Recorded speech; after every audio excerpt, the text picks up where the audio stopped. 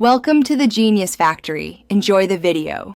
You start by enabling the gadget system in settings so the game accepts attachments. This lets you access the wheel and match.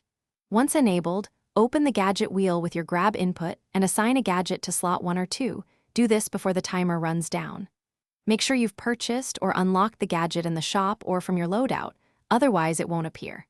Practice the quick selection motion. Smooth equips save seconds during intense chases, and that speed matters. Now you use the gadgets in play, and timing is everything. Activate a gadget with its assigned input and watch the activation bar. Most last 3 to 10 seconds, so plan your movement around that window. Combine tools. For example, deploy smoke to block sight and immediately trigger a mobility gadget to exploit the confusion.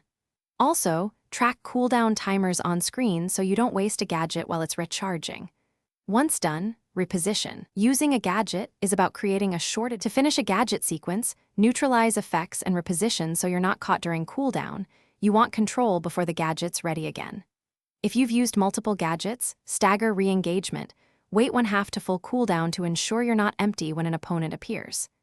If a gadget stops working, open the wheel and re-equip it. If that fails, leave and rejoin the match or toggle the gadget system off and on.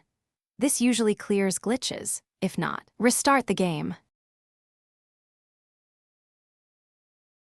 Thanks for watching. If you found this helpful, don't forget to like and subscribe.